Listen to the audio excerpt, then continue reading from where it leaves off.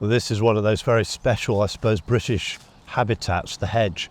The hedge is often, I suppose, a bit of a mix between that kind of shrub layer and the woodland layer, depending on the structure of the hedge as much as anything, and also its age and whether it's got trees within it as well as the lower cut hedged trees. So we're using, this is a young hedge that's been relatively recently planted, starting to grow up. And then what we tend to do is to cut the tops, and we're keeping the trees lower. So these trees, some of the species could grow up into full-size forest trees. But of course we don't let them because we keep cutting them. However, if we just keep cutting them and the trees keep growing, we don't really have much down here. So it stops being a barrier. And the real reason behind the hedges was originally to have a barrier. Some of the really old examples date right the way back, so I suppose things like the old boundaries of the Offa's Dyke and places like that would have had a huge bank and a hedge, and there's also early examples in places like Devon of banks with hedges on that have been there for many generations. Then in the 17th, 18th century there was a lot of planting for the enclosures, so when the wealthier people in the country started taking over the land and identifying their boundaries, they started using hedging. So these young hedges were being planted in those times, and they were called, primarily they were made from hawthorn hedging. And there is actually an old rule of thumb, which isn't completely accurate, but is certainly helpful, which is in every 30 metres of hedge, the number of species counts towards 100 years. So one species, 100 years, two species, 200-year-old hedge, and so on. Now, it's not exactly accurate because obviously nowadays we tend to plant multi-species hedges.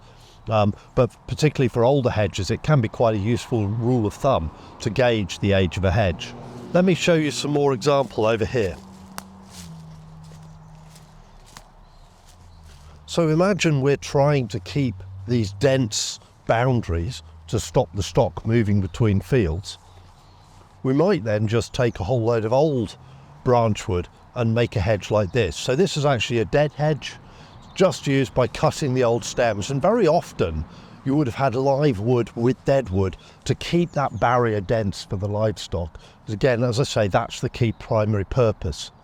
But way that it then became very traditional is to layer the hedge, and I'm going to show you an example over here. This is actually being done round a wildlife trust reserve hedge, but here you can see this hedge is very dense. If you look at the thickness of those trees, they're not much different in age to the ones I was showing you over there. But what's happened here is this has been kept alive. So unlike the dead hedge, these trees have been cut. And what happens is you cut through the tree, but you leave a piece of the live tissue along the front here. And then it will bend over. But as well as being bent over, it's still alive. So I'll be able to show you right in close up in here. They call them pleachers. You can see where the tree's been cut and laid over. And then it stayed alive because there's enough growing tissue on the front of the tree to keep it going, and hence the green. So now that's a nice dense boundary, still alive, and they might have in the past incorporated bits of the old dead hedge the same. That would keep that boundary nice and thick. As I said before, it's then really behaving like a small shrub area, really good for insects, really good for birds and nesting. An important habitat in Britain, and often linking woodlands together. So between one woodland and another, the hedges become this kind of corridor that the wildlife can work its way along. So instead of just being a row of trees, hedges can be a really important habitat. And unfortunately, because it's it's labour intensive to do this work, there's been less and less of it. So many of our hedges are starting to grow out. And I'll show you that in other areas where by just cutting the hedge, but not layering it and not putting anything in down low, we're ending up with almost all the growth is at the top and it's completely empty apart from a few upright stems underneath, which is nowhere near as good obviously for either the wildlife, and it's no longer a boundary.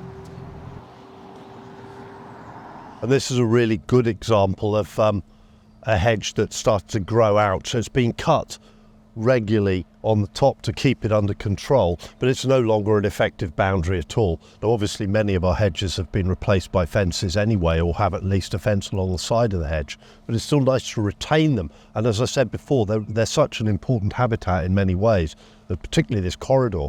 So if you can keep that vegetation lower, then that corridor is much more effective, because there's a nice dense undergrowth low down for many of the animals to pass through, and for the insect life and so on. And the hedge is better, but you can see here it's become very gappy, and the tops of the hedge are really, it's almost like there's a little tuft on the top, and then the rest of it is just stems. So it's really reaching the point where it's not even going to be much use for bird nesting soon, because there's almost nothing left for the birds to nest into. There's very, very few branches. So that's a very good example of a hedge that's starting to reach the point at which it's not really going to be providing much of any benefit for wildlife either, which is a real shame.